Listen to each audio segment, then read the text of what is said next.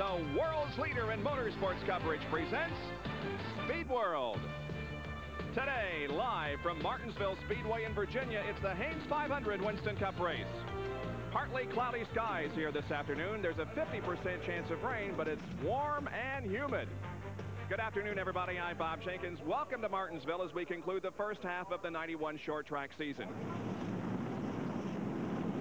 Let's take a look now at the die-hard starting grid. Mark Martin will be the pole sitter. At 91.949 miles an hour, he's in the number 6 Folgers Ford. Outside row 1, it's Harry Gant in the Skull Bandit Oldsmobile, car number 33. Row number 2, Ken Schrader from Fenton, Missouri in the number 25 Kodiak Chevrolet. And outside the second row will be Rick Mast from Rockbridge, Bath, Virginia in the Skull Classic Oldsmobile number 1. Starting 5th, Rusty Wallace, car number 2, the Miller Genuine Draft Pontiac. And then Chad Little from Spokane, Washington in the Tyson Ford, car number 19. Dale Jarrett will start in 7th position. He's in the Sitco Ford, car number 21. And then the Hooters Ford, driven by Alan Kowicki, number 7. He's from Greenfield, Wisconsin. The 5th row consists of Ernie Irvin and Dale Earnhardt. Row number 6, it's Bobby Hillen and Richard Petty. Going to row number 7, Terry Labonte and Bill Elliott. Row number 8, we see Brett Bodine and Darrell Waltrip. Row number 9, it's Kyle Petty and Jeff Bodine going for 3 straight wins here at Martinsville. The 10th row, Joe Ruttman and Bill Sedgwick. Back to row number 11, Hut Strickland and Ricky Rudd, the Winston Cup points leader. 12th row, Sterling Marlin. He will start the car and go to the first caution, and Dick Trickle. The 13th row, it's Mickey Gibbs and Davey Allison. Row number 14, Lake Speed and Jimmy Spencer. And back in row number 15, we find Michael Waltrip and Ted Musgrave. Morgan Shepherd and Rick Wilson are the provisional starters for this afternoon's Haynes 500. Those who failed to qualify, Derek Cope, Bobby Hamilton, Jimmy Means, Dave Marcus, and J.D. McDuffie. However, there was no second round qualifying here yesterday, and so those guys actually didn't get a chance to get into the starting lineup. 7 different winners in the first 7 races of the 1991 season. Will there be winner number 8? We'll answer that question in about 3.5 hours. The green flag is out. The Haynes 500 is underway.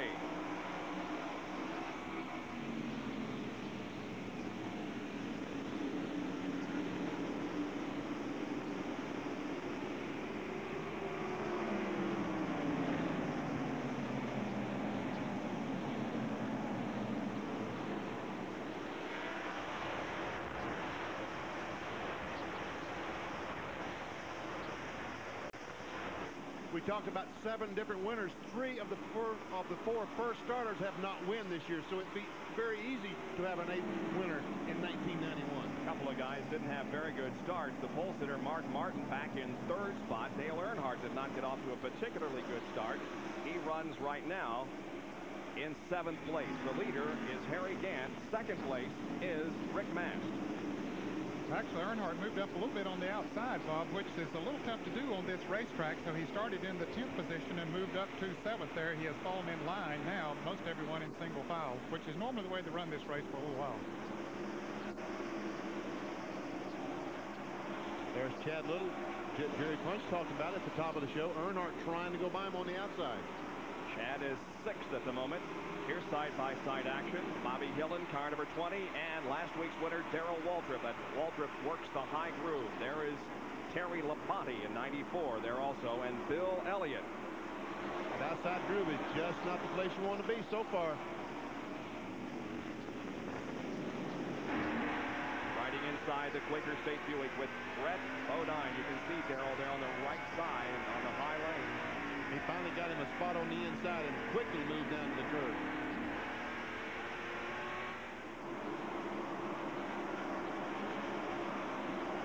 Last week's pole sitter in North Wilkesboro, Brett Bodine. Following Terry Labonte and Dale Earnhardt. Make that Darrell Waltrip, I should say.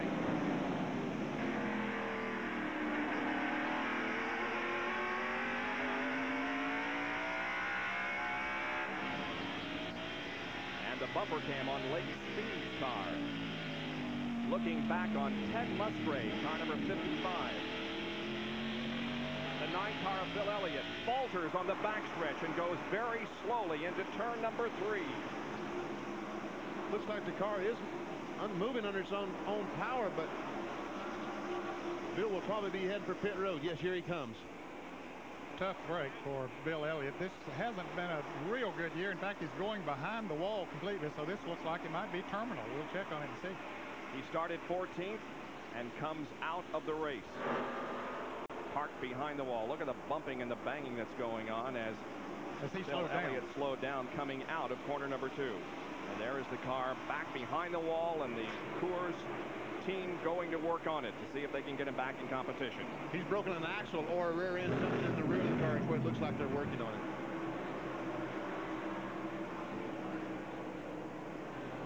In days gone by, rear gearing was a big problem on this racetrack because of overheating the grease. They didn't have good ways of cooling it, but that really hasn't been a problem in recent years. The technology has caught up to it, and it's not a big problem anymore.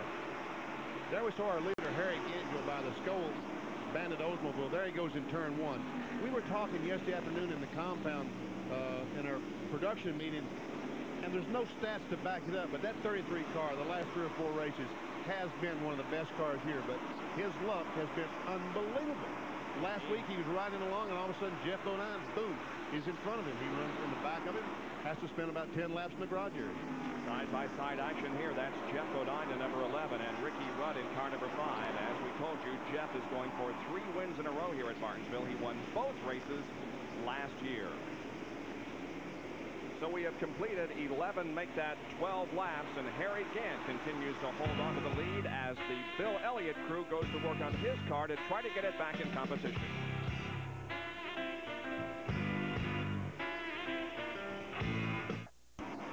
Harry Gant continues to lead the Haynes 500 here at Martinsville. Rick Mast runs second, followed by Mark Martin, then Ken Schrader, Dale Earnhardt, and Rusty Wallace. Now let's go down to John Kernan, who can update us on Bill Elliott. Well, as you speculated up in the booth, it is a rear-end problem. Bill said the car just would not go, so they got the car up on jack stands. They pulled the axles, and they're going to change the rear end and try and get him back out on the track to at least pick up some Winston Cup points. Elliott, one of only 5 drivers with no DNFs in 1991. Harry Gant has pulled away, but there's some good racing here for 2nd, 3rd, 4th, and 5th, and 6th. Earnhardt taking a look on the outside of Schrader. While we were in commercial, he passed Rusty Wallace on the outside. So if that black 3 can get to the front, he's an awfully good car today. There's Harry coming off the 2nd corner, and there's the interval between 1st and the next 4. And fellas, while we were away on the break, Dick Trickle made a pit stop on the backstretch, a long pit stop for the Ken Allen Buick. 2nd, 3rd, 4th, and 5th, and Rusty Wallace back in 6th position as we follow the action. Here is Terry Labonte in 94 and Kyle Petty at number 42 racing side by side. Now Kyle gets that Pontiac ahead as they go down the backstretch. Right behind him is Brett Bodine, showing our quicker speeding car camera. So Kyle Petty's been able to pass both those cars here in the last 4 or 5 laps. And then it's not an easy chore to pass any car on this racetrack. And there we see him on the inside of Bobby Hillin, trying to get on the inside of Bobby Hillin. And he does. Going into turn number 3, he scoots to the inside and moves right around Hillin. And now just ahead is Darrell Waltrip. And Earnhardt making another move on the outside of Kenny Schrader.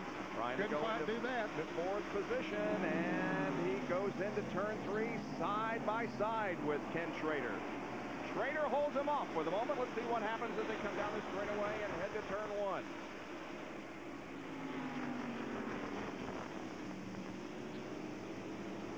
Boy, it's so hard to get traction coming off those corners.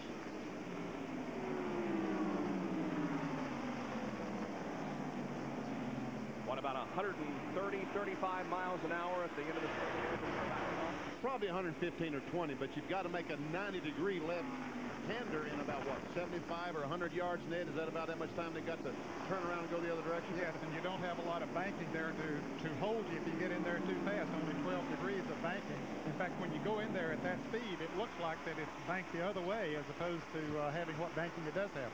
And speaking of banking, a totally different kind of racing, although it's the same series next weekend as we move to the high banks. of Talladega for the Winston 500, live next Sunday afternoon here on ESPN. Here's Rick Mast and Mark Martin, second and third. And just behind this pack of cars, Chad Little leads the next group of drivers as Alan Kulwicki, Ernie Irvan, Dale Jarrett, and Richard Petty are following him. And now Kulwicki tries to get to the inside. He bumps Chad just a little bit, going into the corner. A little bit more. And they continue to bump coming out of the second turn. And here comes Ernie Irvan up on the outside in the Kodak Oldsmobile. Here's that roof cam that Dale Jarrett is carrying for us. He's hoping he can get up there and take advantage of that situation, but he couldn't quite do it. Now Chad Little washes out. Maybe Kulwicki's got what he needs, and Dale Jarrett's going to follow and try to get by Ernie. Now they're side by side as well as Kulwicki and Chad Little. Yep, Kulwicki does pass Chad Little as Chad is hung out to the outside, and here comes Dale now to move to the inside of Chad. And there in the back is Powell and Richard Petty, side by side. Father and son are racing together. Here's the bumper cam. Ooh, Chad Little got in a little too hard into turn 3. He almost lost it. He did a good job of getting it squared away, but he lost a couple of positions.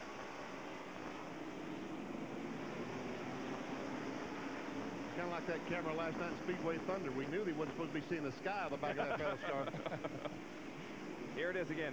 Chad, yeah, got the rear end out a little. May have had a slight bump from Ernie Irvan. Second place battle. Look at Mark Martin go to the inside of Rick Maston to turn 1, and Mark Martin goes into second place. Kenny Schrader not able to get in and capitalize when he had Mast hung out to dry. Here's Kyle Petty making another move on the inside of Ernie Irvan. Boy, his car's working. Yeah, Yellow Pontiac. He is going to the front.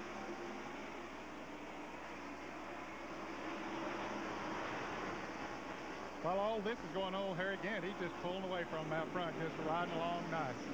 And Richard Petty slips back a couple of positions. He's now 12th. And Darrell Waltrip now moves to the inside of Chad Little.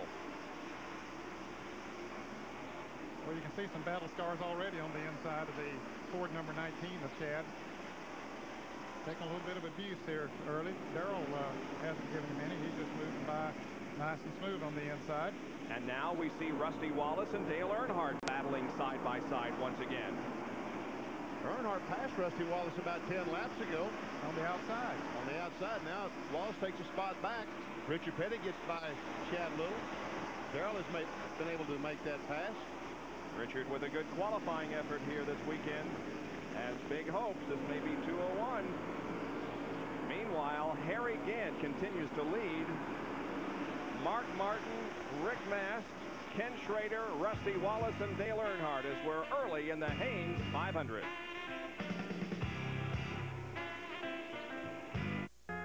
For a quick pit stop as we test your knowledge of NASCAR. ESPN Speed World live today at Martinsville, Virginia for the Haynes 500. We are under caution for a spin up in turn number 3 involving Joe Ruttman, who is continuing. Now, this race has been pretty clean so far. The drivers haven't been bumping and banging very much, but there's a good reason for that, right, Doc? Indeed. Dick Beatty, who is, of course, the director of competition for the Winston Cup division, gave these drivers a stern talking to during the drivers' meeting. He said, now, I warn you guys, no retaliation this week. What happened at Bristol and what happened at Wilkesboro, that's over. That's in the past. Good, clean racing, and you can rub them, but you can't shove them and push them out of the way.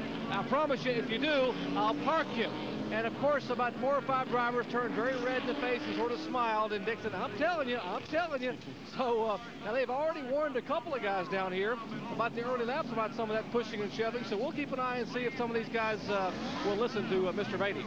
We are about to go back to racing after our first caution period, coming down for a restart. The pace car pulling off the track in turn number 4, and Harry Gant steps on the accelerator, and we resume the Haynes 500. Rusty Wallace pulled out, tried to get on the inside of Ken Schrader going into turn 1, but Ken would have nothing of that. He covered that spot well. Boy, Harry Gant is a fellow who did not want to see that caution flag. Had about a straightaway lead, just cruising along, and now Mark Martin's on his back bumper, pushing him again.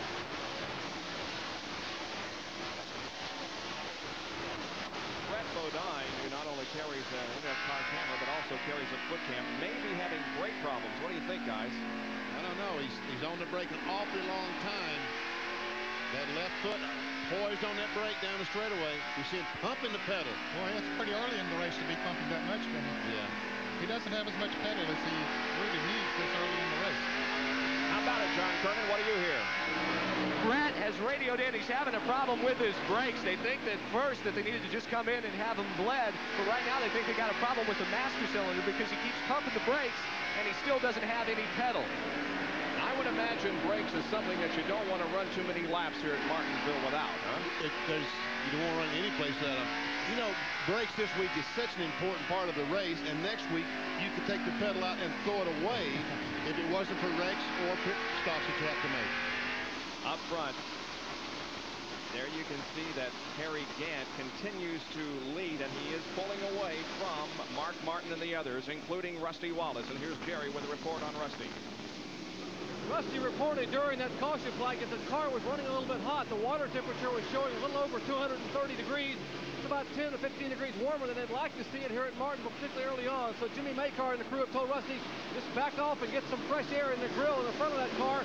And if you get a run at Schrader, then go after him. But don't keep tucked up beneath that rear of that Kodiak Chevrolet, or it'll get hotter and hotter.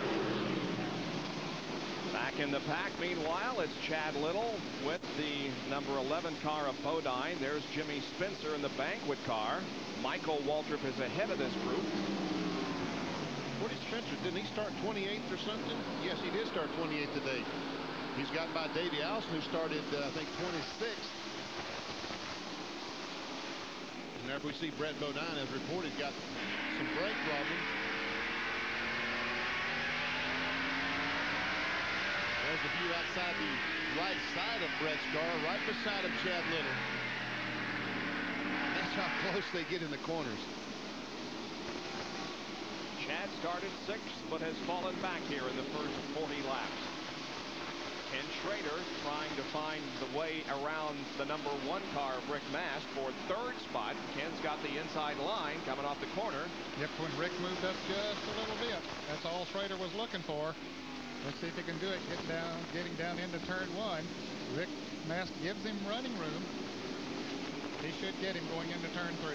Rusty Wallace watching all of this from behind these two guys. Again, Schrader pulls alongside of Mast. Hey, Rick Mast is getting a pretty good bite off those corners now up high, man. He really is. That surprises me. I thought when Schrader went into turn 3 that he would have him, but so far he's hanging on out there. Unless he makes a big slip, I think he will eventually get him, but he's having to work for it. Sure is. Most of the time you get it on the inside of a driver, you can count him out. Yeah. You just pass him going into the next turn. But Mast is doing a good job. And the 42 car there of Kyle Petty behind Rusty Wallace has now moved up to 6th position. Moved around Dale Earnhardt a couple of laps ago while we were watching this battle. He started 17th. Yeah, he has come a long way up to the top. That's impressive. So Schrader now able to make the pass, and here comes Rusty Wallace to try to do likewise, and Kyle Petty. Kyle might have the best car on the racetrack right now. It'd be close, I think, as far as Harry Gant is concerned, but they definitely, the two of them, have the best, I believe. More on the early Kyle Petty run from John Kernan. Well, I tell you what, it really shouldn't surprise anyone that Kyle is running so well here at Martinsville. 2 weeks ago, the Mellow Yellow crew spent 2 days here at the track. On the first day, they worked on different setup things. On the second day, they worked on long runs. Kyle would go out and run 100 to 115 laps at a setting, bring the car in, make a fine-tune adjustment on it. So they really feel that they have a handle on this racetrack, and I think it's showing up right now. He has moved up steadily in the first 51 laps of competition. One disadvantage that he'll have, fellas, when he starts making that pit stop, he had a poor qualifying run. He's pitting on the backstretch, and he'll have to pit, at least under caution, he'll have to pit after the front side cars have pitted. Back in the pack we go once again. There is Sterling Marlin with Michael Waltrip, Jeff Bodine, and Davey Allison. I don't think NASCAR wants to see these two guys racing too much today. Last week, they had the little bumpiness. Dale Earnhardt just passed Rick Mast a moment ago for 6th. And the 25 car of Ken Schrader has moved to third position now, while Mark Martin is second, and the leader of the race is Harry Gant, who has led all the way so far and has been able to pull away from the rest of the field. Harry Gant from Taylorsville, North Carolina, leads the Haynes 500 at Martinsville, Virginia. The green has just come out. The cars come off of corner number 2 down the backstretch. Going back to racing. Our third caution, that's Harry Gant still leading the procession. Dale Earnhardt is second, followed by Mark Martin, Rusty Wallace, and Ken Schrader. Earnhardt for the first few laps, when they throw on the first few laps on his tires after a green flag, is pretty strong. But you know, he held on to Harry Gant pretty tough. Harry never left him of what, 10 or 15 car lengths now the last time? And then Earnhardt had closed back in, so he wasn't over a couple of car lengths behind when this last caution came out.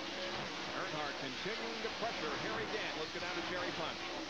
Well, gentlemen, the reason Dale Earnhardt backed off a minute ago, what Richard Jonas had told me is the brakes started to go away. The brakes got very soft on the Goodrich Chevrolet, so he told Dale just to back off and cool them a little bit. After that caution flag and it cooled down, Dale was going to make a run at him for a few laps. The minute they started going away, he has to back off again, so we'll see what happens. He's staying within about a car length now of Harry, as Mark Martin has about 3 car lengths between himself and Earnhardt. None of the lead cars chose to pit on that last caution flag. Felt like track position was worth more than 4 fresh tires. Kyle Petty is 6th. Rick Mast is 7th. In 8th is Darrell Waltrip. 9th is Dale Jarrett. Jeff Bodine is 11th. Ricky Rudd 12th. And Alan Kowicki is next in line. Then Brett Bodine, Jimmy Spencer, Michael Waltrip, Morgan Shepard. And during that last caution, fellas, Bobby Hillen came in for a pit stop. They held him a lap in the pits because he passed the pace car going out of the pits. So Bobby's just continuing to have troubles here today. Well, this has been a relatively clean race. We've had some incidents of bumping, but nothing real bad. And this short, tight racetrack here at Martinsville is usually where you see a lot of that kind of thing. So apparently the talk that Beatty had with them in the drivers' meeting this morning has done some good. It's been a real clean race so far. He said, you make a mistake, I'm going to penalize you. It's my job to penalize you, and I look forward to it. Dick Beatty's one of the nicest people in the country, but when he wants to tell you something that he means, he can flat lay it on the line and he'll scare you. You're watching first and second, Harry Gant and Dale Earnhardt. We might mention that there has been a driver change in the 22 car. Charlie Glotzback has gone into the cockpit, and we have an incident here on the main stretch. Ernie Irvin. I don't think anybody's hit him so far unless Bill Ellis gets into him. No, Bill's going to move down every side of him and figures out he's got room and goes on around. Bobby Hillen's trying to get by. Look at the heavy damage on the right side of Ernie's car. He made some contact right in front of the start-finish line with someone and got the car out of shape and never was able to get it back under control. By the way, they didn't put the rubber spacers in that car during the most recent series of pit stops. Let's see if we can tell who he had contact with. Hutch Strickland? Yep. I believe that is Hutch Strickland in the 12 car. He tried his best to get it straightened out, but just couldn't. Then he got down the grass, and he didn't have a whole lot of control then. And he was very fortunate to come back up in front of that pack of cars and not get hit. Richard Petty making a nice move to the inside to avoid the contact. So Ernie Irvin spins here on the main straightaway down into turn 1 to bring out our 4th caution of the race. Ernie getting set with the rest of the field to restart, and the green flag flies again.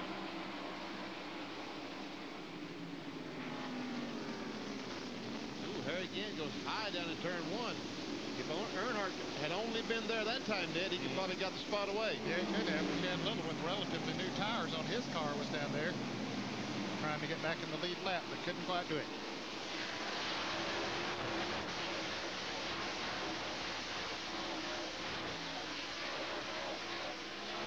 Earnhardt continues to pressure Gant. Mark Martin is 3rd, then Rusty Wallace, Ken Schrader, Kyle Petty, Rick Mast, Darrell Waltrip, Dale Jarrett. See Mark Martin, Rusty Wallace. You know, Earnhardt has a good race car now, Ned. I thought a little bit ago when he backed up that he had a chassis problem, but as Jerry reported, it is a brake problem. His chassis is working well. He's got a good race car. He may be the match of Harry Gant. Yeah, he's able to run with him now. Putting the pressure on him.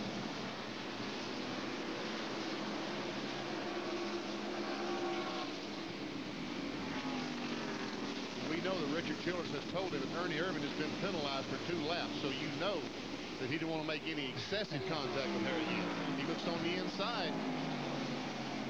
Now he may have that inside line coming off the corner. Side by side at the line. Into one. Oh, that chassis is working. You know, this is a situation here where horsepower is not everything. You got to have that chassis working off those corners. And Earnhardt, with his chassis working beautifully, takes the spot away. Dale Earnhardt moves to the front, dropping Harry Gant back to second position.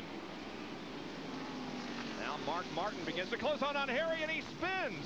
Running by himself, Gant just lost it and spun. And then coming out of the turn, Mark Martin and Ken Schrader spun around.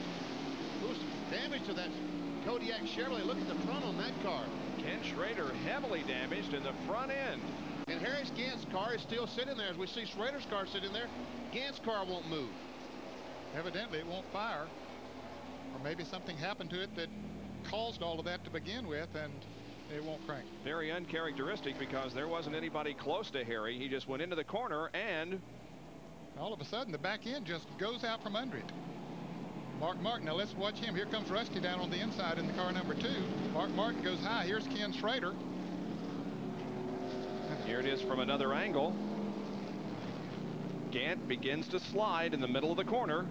It's like he had a flat tire or something. It looked like the tire just maybe did go flat going into the turn. Mark Martin goes on the high side, and then here's Ken Schrader going on the low side. And let's see what happens as they come out, and they slam together as they came out of turn 2. Oh, yeah. And then they spun around. Mark was up in the high groove, and as he came down toward the inside line, the car just got out from under him, and he collided with Ken Schrader. That's almost identical to what happened to Dale Jarrett last week at North Wilkesboro with these radial tires. When he turned the car, the tires just ripped, and he turned left. Let's go to Jerry Punch's. Harry Gant heads in.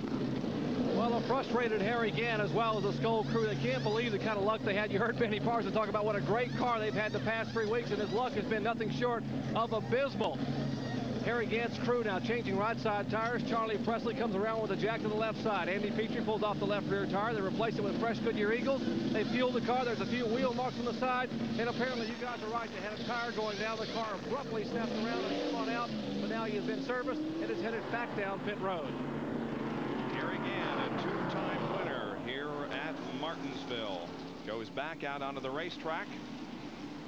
Over in the second corner, they continue to clean up the Ken Schrader accident. We'll be right back.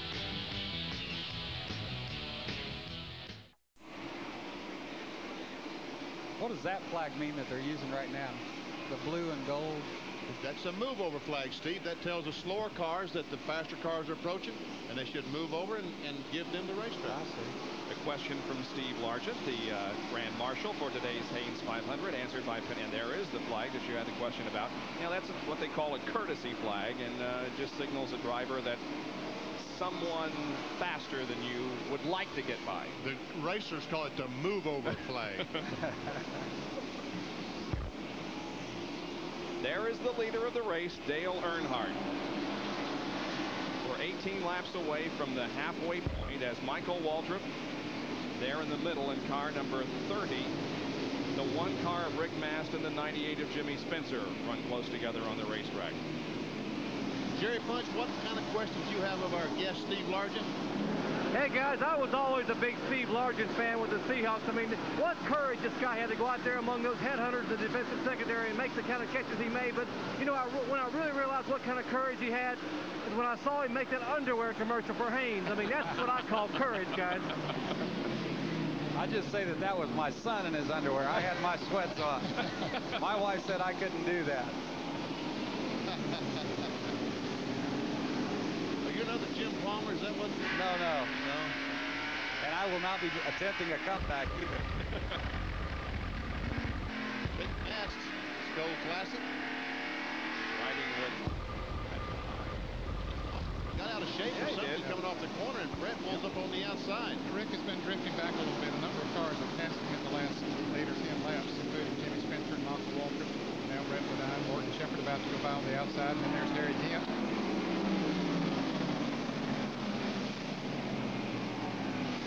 There's Morgan on the outside. Here comes Harry. Brett unofficially 11th at this point. Ernie Irvan and Richard Petty have found each other on the racetrack. Jerry, what's the latest on Irvan? We are told that Ernie Irvan is ill in the race car, and he has requested to get a relief driver to somehow let him get out of the car for a little bit. So the NASCAR officials have talked to some of the other crews, and we are told that they are possibly looking for Dick Trickle to get in the car. Ernie Irvan, again, the car is beaten and bagged up. We would just surmise, and again, this is pure speculation, that he may be getting some heat inside the cockpit of the car, maybe a little bit of fumes, and thus needs to get out of the car. But for whatever reason, he is ill and needs to climb out pretty soon. Dick Trickle, of course, began the race but dropped out early, so they apparently are looking for him as a possible relief driver. See the damage on the right side of that car? What that does is knock the fender wells out. The heat comes inside the car from off the racetrack, and right now it's so hot in there that Ernie obviously just can't stand it. We talked in the very opening of the show about how hot and humid it was here today, and that certainly could play a factor in driver's ability, especially when the car is banged up like that. Yeah, this is one of the most humid days we've had in this season. And as hard as you have to work on this half-mile track, it's very, very tough on the driver. Second and get that heat inside. Second and third right here. That's Rusty and Jeff Bodine, 2 and 11. Bob, excuse me, Ned. I was going to say, talking to some of the drivers before the race, they said that they can lose upwards of 10 pounds in the course of one of these races. So you can imagine the type of heat and the temperatures that they're experiencing. They will lose that much, Steve, even though they drink fluid about every pit stop. Let's take a look at a Big A Auto Parts on-track interval between Dale Earnhardt, the leader, and Jeff Bodine in third. Now, we timed 5 consecutive laps, 2:28 to 2:32, and Earnhardt had 22.2. Pretty consistent there, only varied about 0.2 of a second. Jeff Bodine, meanwhile, was a little bit faster, especially there for 3 laps, cutting the interval from 4.7 seconds on lap 228 to a little over 3 seconds on lap 232. It looks like that Jeff Bodine or Davey Allison might have the fastest cars on the racetrack at this point of the race. Yeah, Davey Allison has moved into fourth as we were watching some of those other battles, and Jeff Bodine is running very, very fast, so those two cars are among the fastest there. And we see Dick Trickle there now in Ernie Irvan's pit, so they're ready to make that change. They would like to do it during a caution period. He's talking to someone, telling him to go get his helmet, get his goggles, get his gloves. Well, it's nice to have a valet, isn't it? And there is the car that he will be stepping into. Jerry? Well, the concern here is that they want to make sure he can reach the pedals. You know, Dick Trickle is not nearly as tall as Ernie Irvan, and these seats are form-fit. And let me see if I can get a comment. Dick, as I saw you motioning to the crew, are they going to get you a cushion or something to sit on in the seat?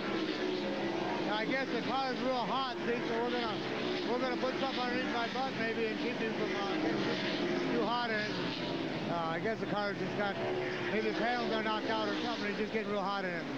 Well, that is indeed the case. As you called it, Benny Parsons, the panels are knocked out. A lot of heat in that car. And Ernie Irvan, who is from Southern California, is accustomed to the heat, but nothing like what he's experiencing right now. So, under the yellow flag, if they can get a caution very soon, they will bring him in, and Dick Trickle will climb in that car. Yes, you could say Ernie Irvan's on the hot seat right now as he is looking for the caution that will allow him to come in and get the relief driver. There is Earnhardt continuing to lead. The 21 car of Dale Jarrett, the 98 of Jimmy Spencer. Yeah, Jarrett's car is beginning to slip and slide a little bit on the racetrack. He almost lost it the last time around coming off the turn 4. Now Spencer moves around, and here comes Michael Waltrip moving around. 8th, 9th, 10th, and 11th here. That would put Spencer in 8th, Michael Waltrip 9th, Dale is in 10th, and then Brett Bodine in 11th position. Here is the side cam on Brett's car, the Quaker State side cam, as he moves to the inside of Jarrett. Jarrett's car, they're off sequence as far as pit stops are concerned. They have made a right tire change, and then one other caution, they made a left tire change. The right tires have been on that car for a long, long time, and apparently that's beginning to tell on them. Brett Bodine makes the pass down in turn 1. Now Dale, don't look behind you because Morgan Shepherd's back there.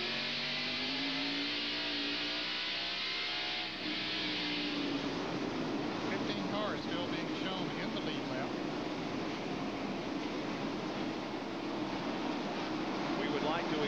our congratulations and our thanks to Steve Largent for joining us here in the broadcast booth for a little while. We know that you have other obligations in your duty as Grand Marshal, but thanks for stopping by, and keep watching the races. I'll do it. Thank you, Bob, Benny, Nat. Enjoyed it. Good to see you, Steve. Good to see you, and you're welcome to stay and listen as long as you want to. I'll go listen on the TV. All right, good. Thanks, fellas. Steve Largent, Grand Marshal of the Haynes 500 here at Martinsville. As the laps continue to click off, we have reached the halfway point. The cross flags are being shown right now. 250 laps have been completed. And at the halfway point is Dale Earnhardt, who is leading this race. Here is Morgan Shepherd going to the inside of Dale Jarrett. And Morgan now moves into 11th position. Dale drops back to 12th. And then there's Dale. He has things all to himself at the moment, leading Rusty Wallace. Third position is Jeff Bodine, then Davey Allison and Kyle Petty. Just as you rejoin us, the yellow flag comes out because of Chad Little's crash here on the main straightaway. He hit the inside retaining wall. The yellow flag comes out for the 9th time this afternoon. Chad bumped the inside retaining wall, but then got it straightened out and kept going, but nevertheless the caution is out. bad timing as far as Mark Martin and Harry Gant are concerned. Dale Earnhardt had just passed them not long ago. Let's take a look at our Western Auto race recap to the moment as the field is slowed under the caution flag. Dale Earnhardt, the leader, led 115 of 250, 8 cautions for 35 laps, 15 cars on the lead lap, the average speed just a little over 73 miles an hour. Here come the pit stops. We'll resume the Western Auto race recap after we watch these pit stops by Dale Earnhardt and Rusty Wallace. Here's Jerry. Our leader, Dale Earnhardt, brings that Goodwin Chevrolet in, and the crew are really excited about getting a chance to take a look at these right side tires. And Rusty Wallace also in further up pit road. Camera backing now on Earnhardt. They're changing the left side tires. David Smith with the jack. Left side tires being rolled up there. The crew wanted to get a chance to look at the rubber on these tires. Remember, Earnhardt and Rusty Wallace both experienced something similar wear on the right side. Earnhardt now leaving. Take a look down pit road. A lot of action in pit road, and you see that Tyson Ford of Chad Little still sitting in the pits as Darrell Walter makes his way for turn 1 in the Western Auto Chevrolet. Brett Bodine comes out of the pit area. So does Alan Kulwicki. Dale Jarrett. As Dale Earnhardt continues to lead, now we go back to the rest of the Western Auto race recap. The lap leaders have been Gant, Earnhardt, Allison, and Kyle Petty. Out of the race, only 2 cars officially. Dick Trickle, who's standing by in relief for Ernie Irvin, and Terry Labonte. Now our standings for the Western Auto Mechanic of the Year. Waddell Wilson is on top by only 3 points over Larry McReynolds. Now with the Davey Allison team, Tony Glover from Ernie Irvin's team is 3rd in the standings. Then Coach Shelmerdine from Dale Earnhardt and Andy Petrie on the 33 car. And speaking of that driver change, here is Dick Trickle getting in for Ernie Irvin. There's Ernie already out of the car over on pit wall as they hook up the safety paraphernalia to Dick Trickle. Well, we have reached the halfway point of the race. All phone-in entries for this week's ESPN Pick the Winning Chevy Sweepstakes are now closed. The winner of the sweepstakes will be announced in our next Chevy Sweepstakes race on June 2nd. Call 1-900-933-9300 in 10 minutes to enter the next ESPN Chevy Sweepstakes. You know, it's amazing. Dick Trickle got in the 4 car. Remember last week in North Wilkesboro when Dick Trickle crashed? Remember who made contact? He in the 4 car. So this week he's trying to help him out. Back down to Jerry Punch. Well, getting cooled off here for a minute. Ernie, first of all, are you okay? Yeah. What actually happened? What's wrong? Well, we knocked all the inner panels out. For some reason, this car is real hot. It just kept blowing heat on my face. I couldn't get no cool air. Just couldn't breathe. There was a lot of contact early in the race, and I know they held you a couple laps in the pits. Your side of the story, we were told that there were a lot of lap traffic in front of you, just having trouble getting by. Yeah, Rutman's right in the way, and we just couldn't get by him, and I got pinched up into HUD. What HUD's fault? And I don't think it was my fault, just racing. Ernie Irvin has climbed down to the car. We'll let him get some fresh air. And, of course, we are here at Martinsville Speedway, 262 laps of the Haynes 500. We'll be back with more racing from Martinsville after this word from our sponsors. Don't go away. Trouble with his tires sticking down in turn 1 on that first lap. I thought Rusty was going to get by him, but didn't work. There's Darrell Waltrip in 3rd spot. Another good showing for Dale. And let's go to John Kernan, who has some information on some different type brakes that are being run by Darrell today. Well, Bob, I would like to show you the brake right now, but what it is, it's made with stainless steel and also ceramic cloth. So it acts as a heat shield between the rotors and the calipers. It's very important. Darrell running very well. He's in 3rd right now. This last pit stop, they took him on 4 tires and made a chassis adjustment on the right rear because the car had gotten very loose all of a sudden on him. All right, you can see he has moved from 16th to 3rd. Now there's Harry Gant right behind Waltrip. However, Harry is a lap down. Yes. Just went a lap down before that most recent caution. That's right. He had gotten left under just green flag racing. His car was not working nearly as well as it was earlier in the race, and he went a lap down. 13 cars shown on the lead lap at the moment. Among the cars that are a lap down at this point, the pole sitter Mark Martin. The 11 car of Jeff Bodine is running in 4th position. 5th is the 28 of Davey Allison. 6th position is the 42 of Kyle Petty. I'm really anxious seeing these cars together because this is the first time today these 3 cars have been together. They have been awfully fast. All 3 of them at times during the day felt like they were the fastest car on the racetrack. Maybe they can settle it on the racetrack as to who is the fastest. That's 4th, 5th, and 6th we were looking at. And we're watching from the lap car of Lake Speed, the Phillips 66 in-car camera. We can see Darrell Waltrip up there. Harry Gant was able to get by him. Now only Wallace and Earnhardt in front of Harry. Can get by them, maybe get his lap back. Mark Martin and Alan Kowicki run side by side. Kowicki's on the lead lap. Mark isn't. Mark had just gone a lap down about 2 laps before this last caution came out. And there's Rudd, who is in 9th. Kowicki is 8th. Right behind them is Jimmy Spencer, who's running in 10th position. Right behind him is Dale Jarrett, who's running 11th. Morgan Shepherd right behind him in 12th. And in fact, Morgan is right beside Jarrett now, trying to take over 11th. Michael Waltrip is the last car in the lead lap.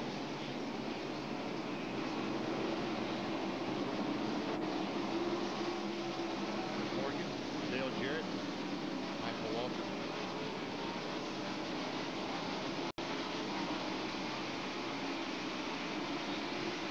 Another car that we've talked about being fast all day, Ricky Rudd in that Tide Chevrolet.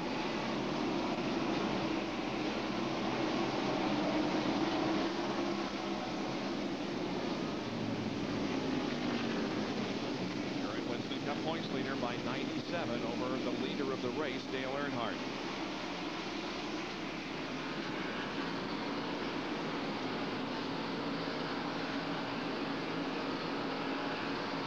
Mark Martin's crew. The last caution flag, he came in the pits and they had a water hose. Looked like they were squirting on the brake rotors, trying to cool them off. So evidently Mark is having a little bit of brake problems. Rudd goes by. Jerry Punch, what were they doing down there? Do you know? Well, you're exactly right, Benny. When Mark was involved in that little shunt early on with Harry Gant, he knocked all the scoops and vents off the right front, so they have no air whatsoever going to that right front brake hub, and they're concerned about the brake just overheating and rolling and boiling that brake fluid. And certainly you don't want to boil the brake fluid here when you need those brakes so desperately at a racetrack like Martinsville. But they are boiling hot out there right now with some competition as Jimmy Spencer has his hands full. He certainly does. That's a battle for position, and it is Morgan Shepherd that moves into 10th spot. Jimmy Spencer goes back to 11th. Dale Jarrett is in 12th spot, and here is Davey Allison and Darrell Waltrip. And they're battling for 4th position. That's the 3rd spot. Davey takes it away. And there's Kyle Petty coming into the picture also. Darrell is now 4th. Kyle is 5th. Morgan Shepherd is off the pace going into turn 3. Something has happened to the motorcraft forward. He had just made a pass, but now is going behind the wall, it looks like. There he is, Morgan Shepherd. Had to take a provisional to get in the field. Look at Kyle Petty. He passes Darrell Waltrip. Takes 4 spot away, moves DW back to 5th. Morgan Shepherd, we're talking about, had 6 top 10 finishes in a row, but it doesn't look like he will be able to finish here today. Certainly not in the top 10.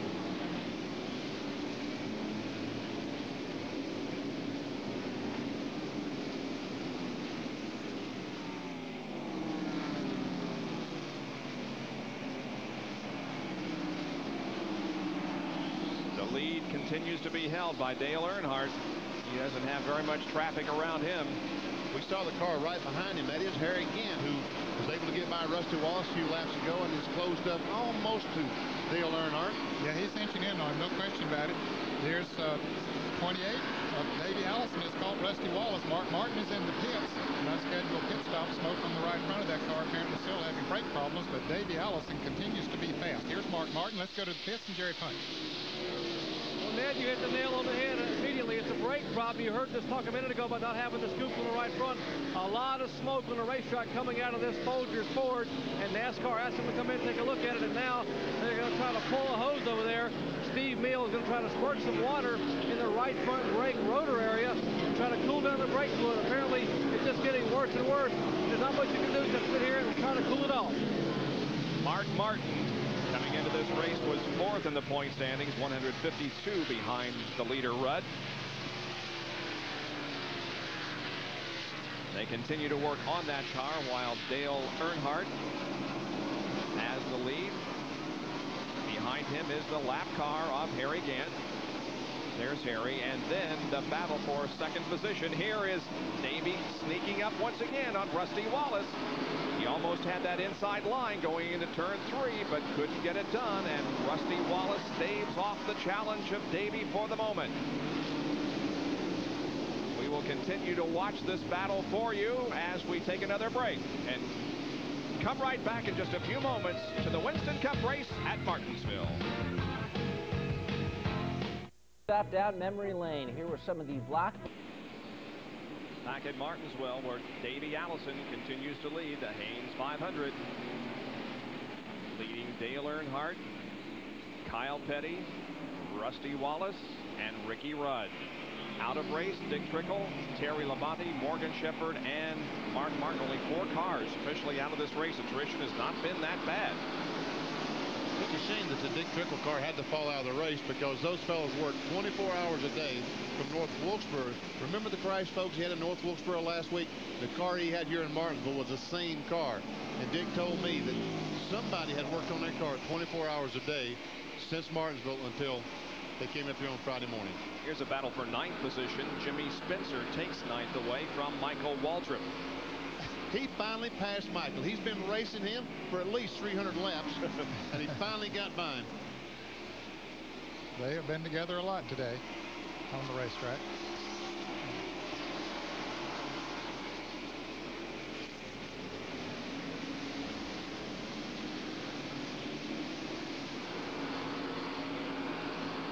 Jimmy Spencer, he was really thrilled with his finish last week in North Wilkesboro. I talked to him down in the pits Friday, Saturday, and very, very happy. He's en route to his 3rd straight top 10 finish. He was 8th at Bristol and 3rd last weekend in North Wilkesboro. Field snapshot coming up again. There we see how far behind Earnhardt and Kyle Petty. Kyle Petty has caught Earnhardt. There's Ricky Rudd. Here comes Darrell.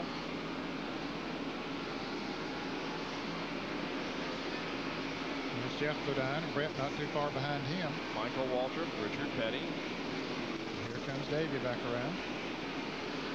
21.7. That's still a pretty good lap at this stage of the game. He's getting faster all the time. Yep. That's 87.2 miles an hour. Now, we told you a little bit earlier that we thought that Kyle was going to come up about 15 laps short on fuel, and Ned said, no way. Well, now they're saying 3 laps. Is that right, John? That's exactly right. I just talked to Gary Nelson, the crew chief for Kyle Petty. Asked him if he could go to the rest of the way within 3 laps. Now, will they roll the dice and try and stretch it to the end? Kind of just shrug your shoulders. They're not really sure. Yeah, they will. Of course, if we should have a caution period, those statistics would all go out the window. Yep, because everybody could come in and get gas, and they'd have plenty to go the rest of the race. But if these fellows could go, these fellows that's pitting on the back straightaway like Davey and Kyle, would they give away their track position to go in and change tires? Probably would at this stage of the race, but the closer it gets to the end, the more they might gamble and stay out. Exactly.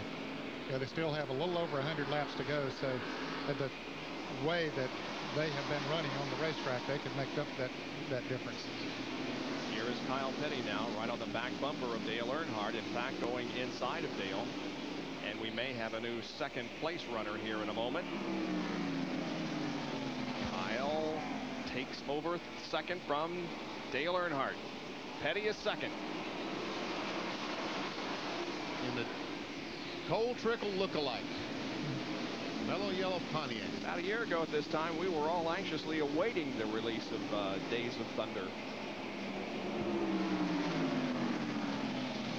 Only Cole Trickle ran car 51, didn't he? Or I'm not sure. Rusty Wallace, we're told, will have to pit again to get some fuel. Cannot go the rest of the way on the fuel he has remaining in his fuel tank. Now that one doesn't surprise me because they just never have been fuel mileage kings with that team. Here's the king of fuel mileage. Yep. The Hendrick engine people, those people down in at Hendrick Engines know how to get some fuel mileage. Kenny Schrader, Ricky Rudd, Darrell Walton, all using those engines, and all of them could go as far as anyone on fuel. Rudd is fifth, and they're second and third, Petty and Earnhardt. Now, Davey Allison has pulled out about 4.5 seconds ahead of Kyle Petty.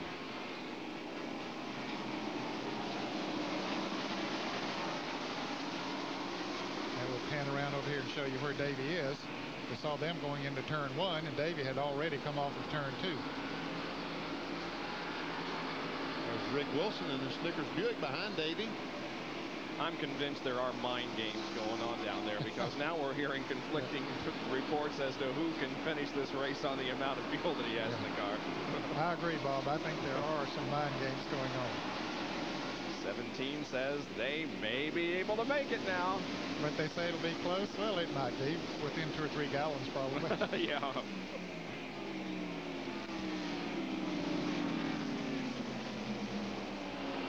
But so far this year on short tracks, we haven't had that long of a green flag run, so who knows? Yeah. 36 caution flags. Obviously, they were about every 10 laps. Well, we're having fewer cautions every race. It was 19 in Bristol, 17 last weekend, only 10 this weekend. There's Jeff Bodine at number 11. Now, that car has been known to get good gas mileage. And you can see that the record is about 5 miles an hour short. Jeff Bodine won both races last year here at Martinsville and currently runs 7th. It'd be amazing to believe they could break a record with 10 caution flags in one day. Rusty Wallace now closing in on Dale Earnhardt for third.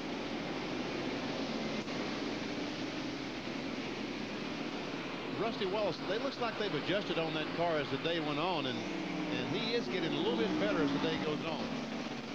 Earlier in the race, Earnhardt was able to pull away from Rusty. Now look, Rusty takes a look. Can't make the pass off turn 4. I don't think Earnhardt likes these long green flag runs, or his car doesn't. His car doesn't, that's right, and he's not having a lot of success after about 50 or 75 laps.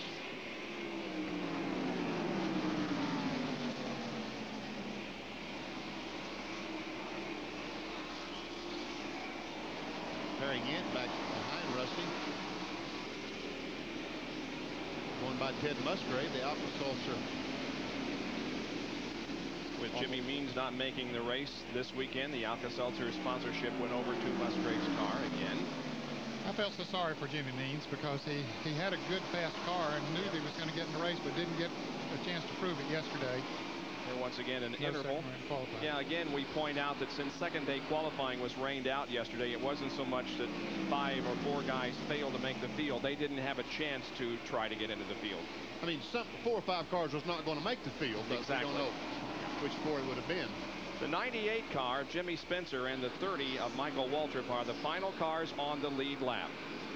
Spencer is in 9th, and then Michael Waltrip, the yellow number 30 car, is in 10th position. 410 laps completed here in Martinsville. We've only got 90 more to go. Now, Rusty Wallace has the inside line on Earnhardt. Off of turn number 4, into turn number 1. Rusty Wallace moves to 3rd place. Dale Earnhardt is back to 4th. Back with more of our live coverage from Martinsville, Virginia, and the Haynes 500 right after this. 85 laps to go, and now there are 9 cars on the lead lap as Davey Allison squeezes inside and passes Michael Waltrip. 9 cars on the lead lap. Davey Allison is the leader. The 9th place car is Jimmy Spencer, who is right in front of the 28. There, that red car, the Banford frozen food car, Chevrolet.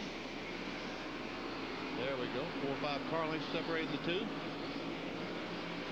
The way David's been running, that 4 or 5 car lengths will become about 2 in the next lap. Won't take long.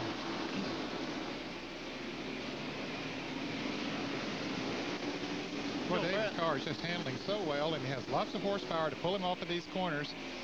He's got everything really working. Then I was going to say that Larry McReynolds, after the Atlanta race, left the Kenny Bernstein team.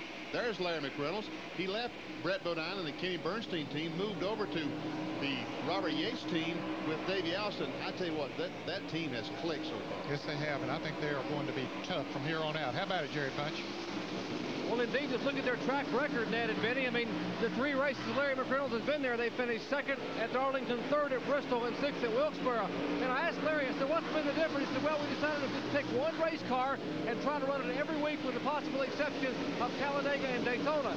So this is the same car we ran at Darlington, the same car we ran at Bristol and at Wilkesboro, and it's working for us. So you can just tell the fans, you can see this car appearing in a track weekly near you. And I'll tell you what, that car is also going to be strong next weekend at Talladega. Always strong on the super speedways. Davey Allison. Earnhardt now begins to feel a little bit of pressure from the 5 car of Ricky Rudd for 4th position. Earnhardt is in 4th. Ricky Rudd trying to move up to take it away.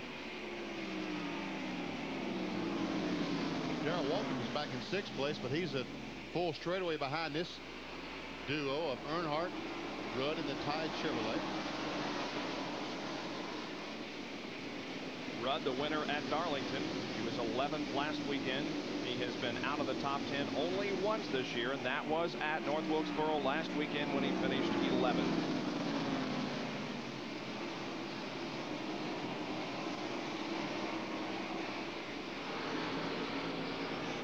Davey Allison now begins to move in on the 9th place car, Jimmy Spencer. Now a Big A Auto Parts on-track interval between Davey Allison, the leader, and Kyle Petty in 2nd. The interval has opened up between laps 414 and 418. The interval went from 3.7 seconds to 4.5. We can see where Kyle Petty has run some laps as fast as Davey Allison, but look how consistent Davey is. Only 1/10 of a second variance in 5 laps, and Kyle Petty had 6/10 of a second variance in the 5 laps. How do you subtract all those numbers so fast, Benny? Well, I'd have to get my calculator out here. I know. That's why I did it. I didn't wait for you. Dale Jarrett is in the pits, changing rubber on the right side of that car, and the driver change. We don't see Dale getting out of the car, so apparently he's going to tough it out. He's rolling again. Well, I feel sorry for you. Boy. From his bumper cam, there goes Ted Musgrave. Looks like he's running 400 miles an hour. There's Allison as he tries to lap the 9th place car of Jimmy Spencer.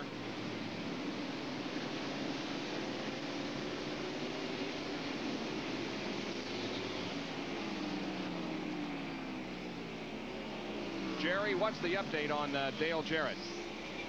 Well, apparently they do have Mark Martin standing by, and Mark sitting in the helmet, but Dale just radioed in and said, hey, I think I can make it. It's my race car. I started it, now to finish it, so you got to give him credit. Chip off the old block when it comes to toughness. He's going to try to hang in there for about 80 more laps. All right, Dale Jarrett still in competition. Meanwhile, Ricky Rudd and Dale Earnhardt are involved in a side-by-side tussle for 4th position. Rudd on the inside. He's going to take over 4th from Earnhardt. Dale is back to 5th position. Laps winding down, 428 on the board here at Martinsville, Virginia in the Haynes 500. Back with more of our live action after this.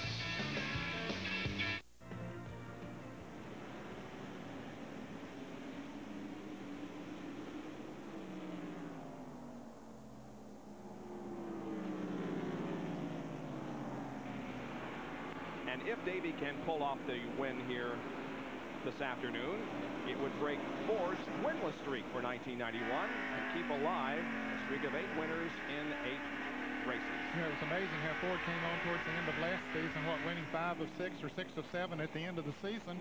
And yet here we are. This is the 8th race, and the first 7 they have not won. Yeah, they say great minds work together. That's exactly the thing I was thinking. That up in Detroit, Lee Morris and Michael Cranifus were sitting there just holding their breath. Please let us win a race. This is across town holding his breath. Let's have another caution flag, Herbie said. Chevy has won 5 races so far, and Pontiac has won 2. Rusty Wallace and Kyle Petty, the 2 Pontiac winners.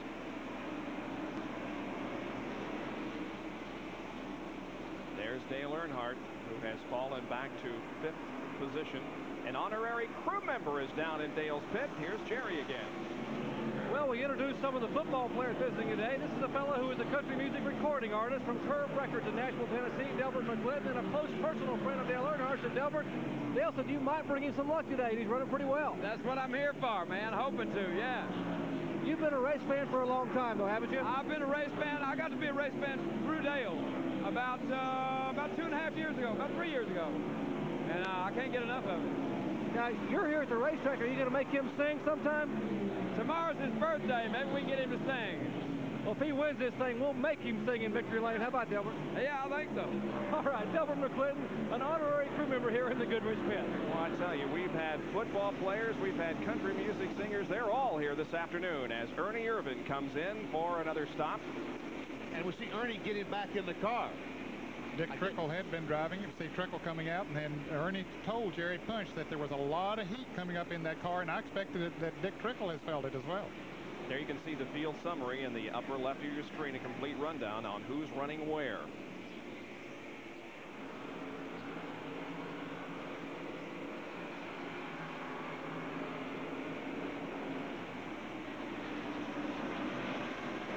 Schrader got back in there, and yeah, he's picked up some positions, but that's a few points, and you never know what it might mean at the end of the season.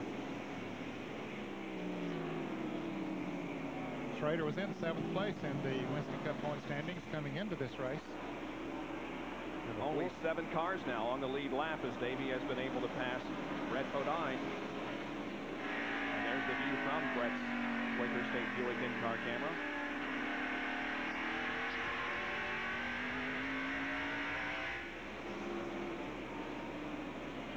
Davey approaches Bill Sedgwick once again.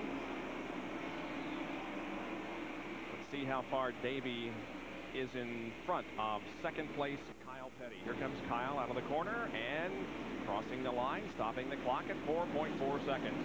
All right, let's remember that, Bob, if you can. Let's remember that, and later on, let's check again and see, because I'm not sure that the 42 car is not gaining. Well, he might be. I said a while back when Kyle moved into 2nd that he was a little over 4.5 seconds behind, so now he's a little less than 4.5, so doesn't seem to be a great deal of difference in those 2 cars. 4.2, so he's gained 0.2 of a second that one lap.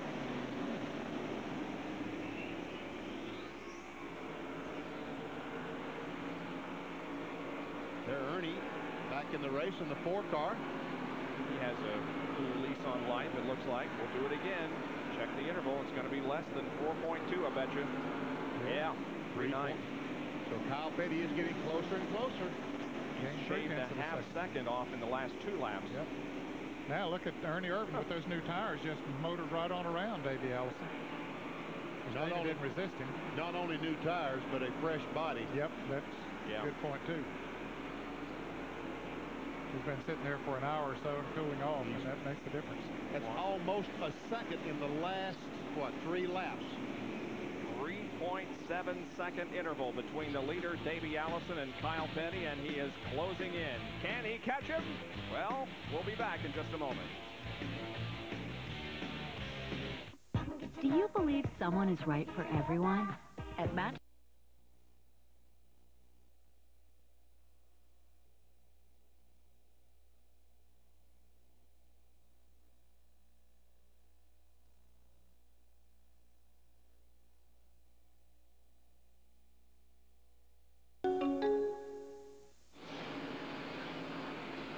Davey Allison holds on to the lead by a little over 3 seconds on Kyle Petty, and we anticipate a pit stop by Davey Allison with about 19 more laps.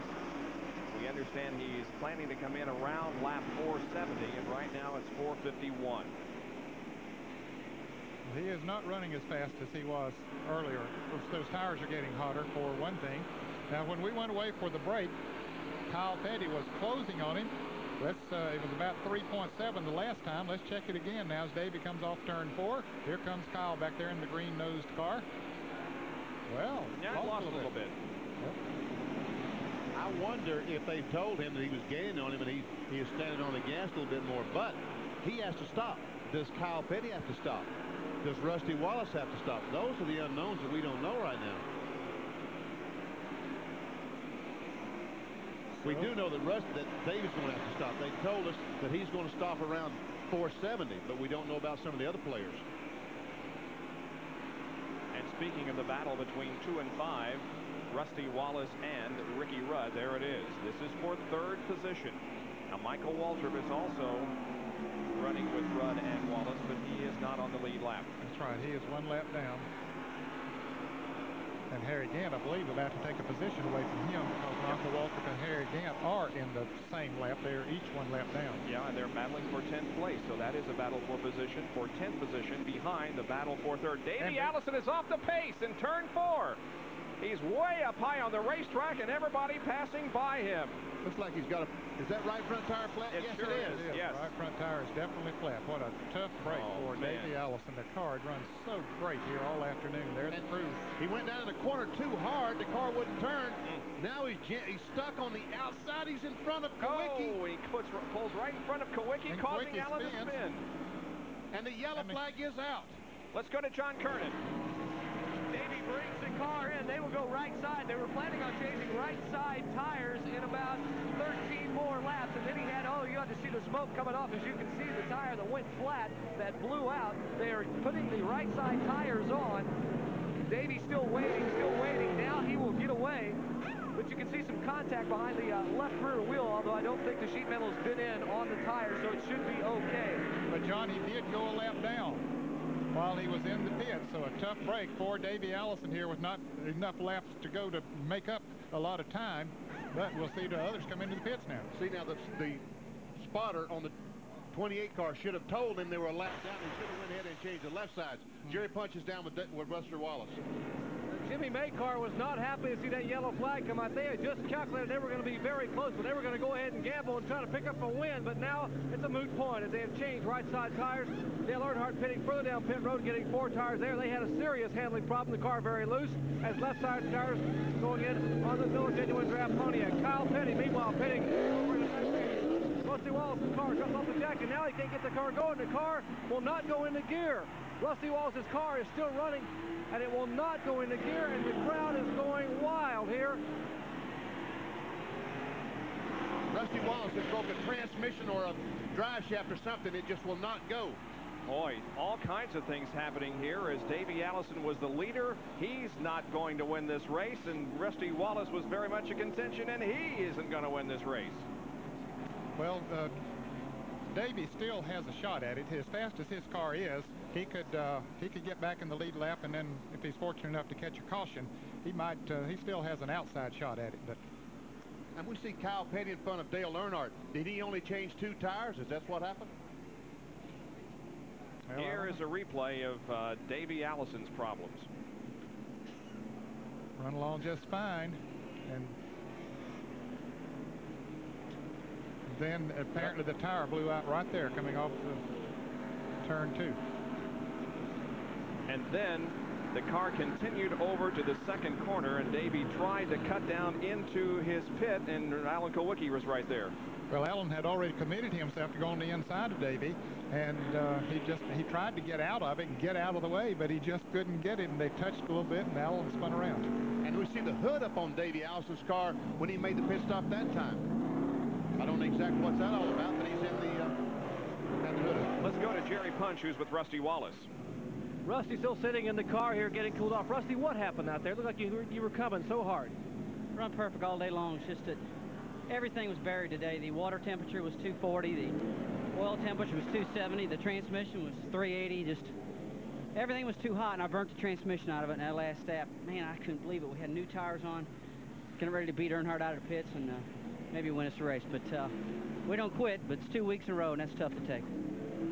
A very dejected Rusty Wallace still sitting in the car. His Pontiac up on the jack stands. They're going to try to do the best they can to get the transmission fixed on the car to get him out to pick up some very valuable points. Meanwhile, the hood going back up on the Haviland Ford. Another tough break for Davey Allison as he has serious problems, and how quickly the complexion of a race can change. Gentlemen. Davey Allison has broken the shock on the right front, and that's what moved over. It broke off, and that's what blew the right front tire. They have to get it out of the way. It's going to blow another right front tire. Let's go to John Kernan. What they've been doing on the right front, they've been trying to pitch off the brake line is what they've talked about. They had to refill, put some more brake fluid into the master cylinder, and they're trying to. The car, Davey says, basically doesn't have any brakes right now, but he was able to bring it to a stop in the pits. And on the back pits, Jeff Bodine, who was up in the top 5, is in. He just went a lap down. There's something wrong with the Budweiser Ford. As we get ready to go green flag racing again, Brett Bodine has gotten back in the lead lap as a result of Davey Allison's problems. All kind of things going on. I tell you, just within a space of about 5 laps, we've had 3 drivers drop from contention. Kyle Petty and Dale Earnhardt now are up front. And look at Earnhardt go to the outside of Kyle. I believe Kyle Petty only put on right sides on that last pit stop. I may be wrong. We'll have to check and find out. But our cameras caught him sitting in the back pits, changing the right sides. Gary Nelson, the crew, chose to gamble. They could change 2 tires and stay in front. Let's see if it's going to work. They are right together, side by side.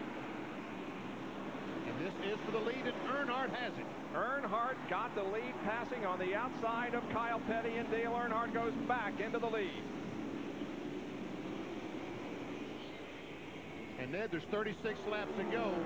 Is Earnhardt's car going to last that long? We talked about he don't like long runs, so let's see. Here's 3rd position, 5 of Rudd, the 17 of Waldrop. Darrell looking to the inside, coming down the straightaway, pulls back behind Ricky. He bumps him. Boy, he is working on him, no question about it. Darrell knows that he has to go now.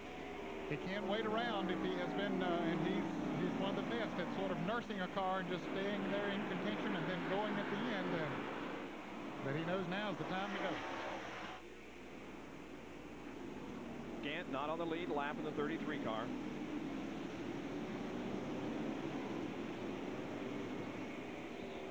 Kyle Petty apparently did change all 4 tires. You see some smoke out of that box? Yes, I did. I saw some smoke out of the Winston Cup point leader off that second corner. I sure did too. It was pretty obvious as he came off the second corner. And Darrell looks like well, did he slow down or did he just pull down to let Harry Gant go? No. There you can see it again. There is definitely smoke coming off the left rear of that 5 car. I believe Darrell Waltrip has lost a cylinder. We'll see. Wow. So Dale Earnhardt is leading and Kyle Petty is second as we wind down the Haynes 500.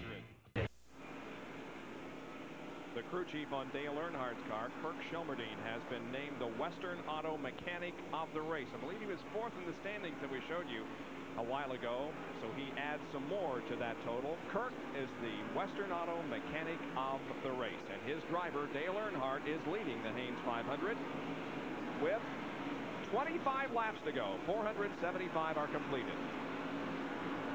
Dale would be the first repeat winner of 1991 if he can hang on. No question about fuel mileage or all that stuff. It's gone out the window now. And I mentioned just before we went on break that I thought Darrell Waltrip had lost a cylinder. I'm going to rephrase that. I don't think he has. He slowed down for a little bit, but he is back up to pretty good speed now, still running in the 4th position. So for his parents or anybody else that might be watching out there, didn't mean to alarm anybody, but he slowed down a little bit, but now he's going good again. And Earnhardt's pulled out to a pretty good lead on Kyle Petty. There he comes, Kyle. We see it.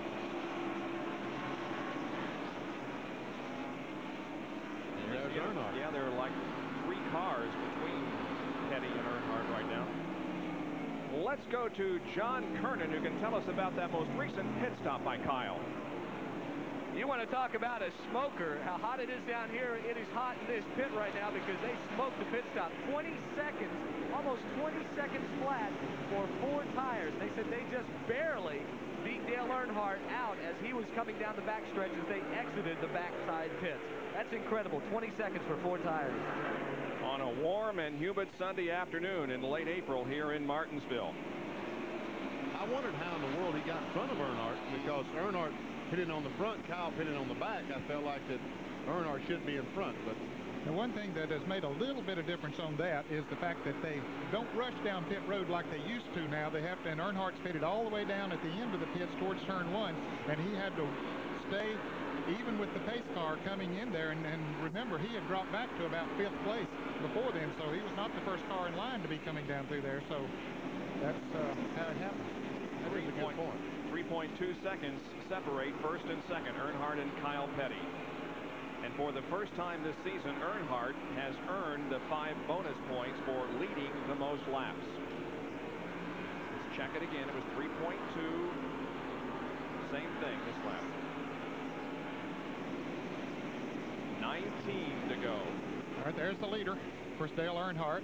We just saw Kyle Petty there in second. And Rudd is off the pace. Rudd, the Winston Cup leader, is off the pace down the back straightaway. There he is in turn 3. Then he has been smoking. In fact, we were just about to lead back to him that there was some smoke coming from that Chevrolet, and apparently it is causing some internal problems for him. Let's see if he goes in the pits on the backstretch. Be a tough break for Ricky Rudd. No, he's going to stay out there and make as many laps as he can. Just 19 laps away from the finish of the race. Rudd is going to fall out of the top 10. Brett Bodine look at this around him. Joe Ruttman getting pushed out of the way by Rudd. Now Brett finally gets around him for the position.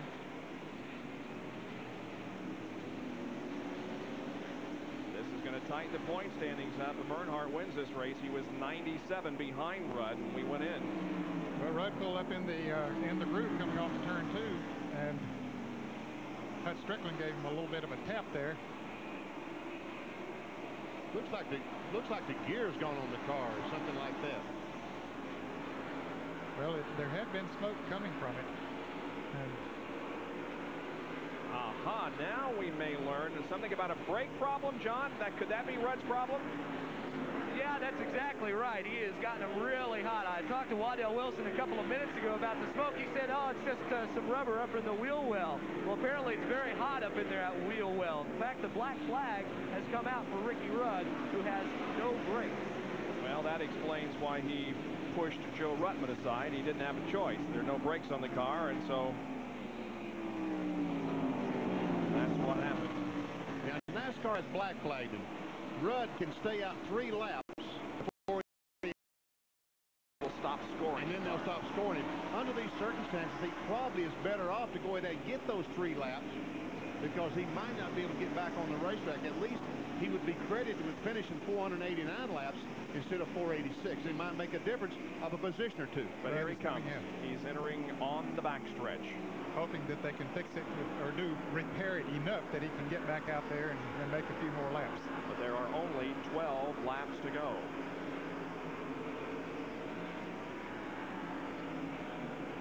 trying to get to Jack. Well, they got to push him back in his pit. Now they have it back in the pit.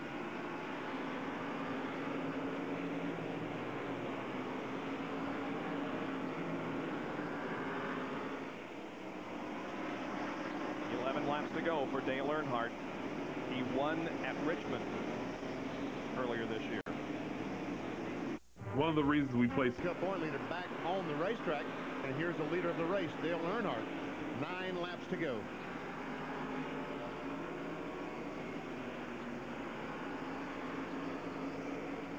The 8th race of the year, the Haynes 500. This would be the first repeat winner.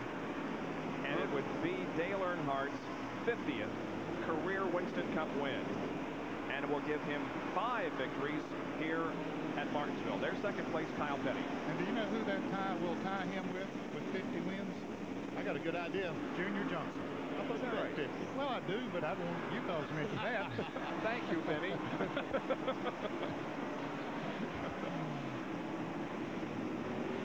Earnhardt just made another lap. Penny, you won here in '79. Remember that in the fall race? I didn't. You didn't? No, never did. In '79? I finally begged Claire with one of those grandfather clocks. He gave me one. Out of generosity of his heart.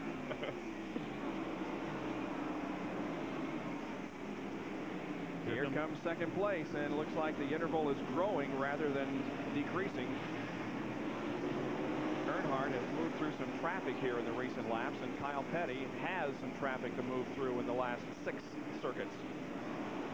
Coming down, this will be 495, and there'll be 5 more for Dale Earnhardt. 4 cars on the lead lap. Of course, they are Earnhardt, Kyle Petty, Darrell Waltrip, and Brett Bodine. Eric Hantnow's up in 5th place. This would be Brett Bodine's best finish of the season should he remain in 4th spot.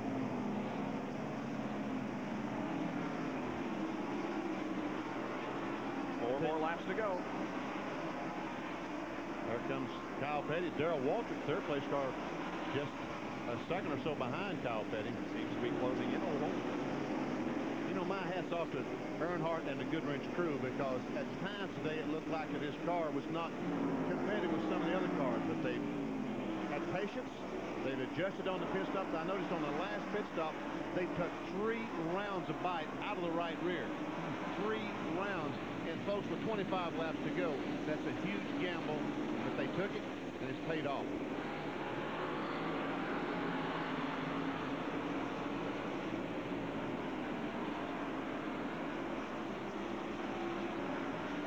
Laps to go.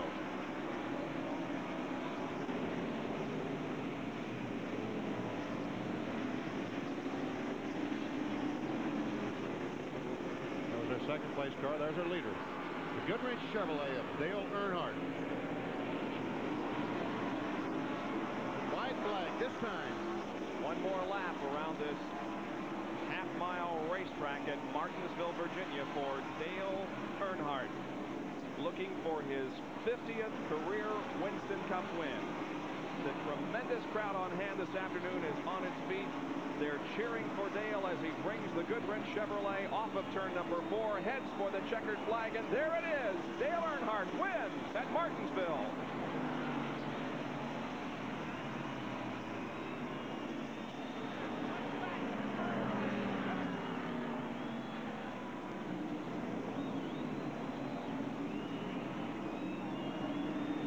Earnhardt takes the car to victory lane here at Martinsville on a warm Sunday afternoon and becomes the first repeat winner in Winston Cup competition. Let's go to John Curtin, who's with Richard Childress. A very happy Richard Childress, I might add. Second win of the season, first repeat winners on the circuit this year. Yeah, you know, we got a little bit off. We done made an adjustment on the car there at the end, and Dale told us, you know, kind of what it was doing. Kirk went in there and made some more changes, and it just worked good for us. You know, it was a great day for the Goodwrench racing team. When you made that major chassis adjustment there at the end, did you have any idea it was going to work, or was it just a calculated gamble? Well, we knew we had went a little too far the time before, and so we knew we had to come back, and we come back a little bit beyond that, and it really worked good. Well, these guys are really happy, I can tell you that right now. Second win of the year.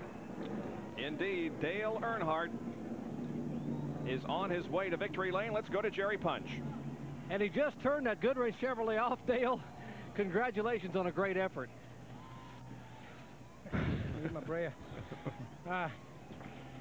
Car ran good all day. We got off there a little bit on the chassis there close to the end, and you know, Davy's problems enabled us to stop and get some more tires and adjust this chassis. And this Jim Chevrolet went to work then. Hey, man. Good job. That was Kyle Petty, by the way, shooting water in Dale's face. Congratulate him. But, Dale, they said that you had a good luck charm today, and we talked to him. Your country music singing buddy came up here to bring you some luck. Yeah, Deverett McClinton and Wendy came up, and T. Graham Brown sent us a little present today. And, you know, I'd like to wish all my friends and all, I appreciate the support. And, you know, it's just been super this year. We got down a little bit, and we've been working our way back now. Richard and all the guys, you know, David, he's getting better, and he's back jacking today. And, you know, everything's just turning around for us. You know, like to say hi to Kelly and Kerry and Taylor back home. It's just a good day for us. Well, it's about 8 hours away, but let us wish you a happy birthday. It's a good birthday present today. Dale Earnhardt will be 39 years old tomorrow, and of course he celebrates in grand style in Victory Lane. Bob? Kyle Petty finishes second, followed by Darrell Waltrip, Brett Bodine, and Harry Gant, the top 5. 6 through 10, Jimmy Spencer, Michael Waltrip, Davey Allison, Alan Kowicki, and Hut Strickland finishes 10th in the Haynes 500. There you see 11 through 15. Now, as far as the Winston Cup points are concerned, Ricky Rudd will go to Talladega with a 42-point advantage on Dale Earnhardt. Don't forget, next weekend, the Winston 500 from Talladega. For Benny Parsons, Ned Jarrett, John Kernan, and Dr. Jerry Punch, this is Bob Jenkins. So long, everyone.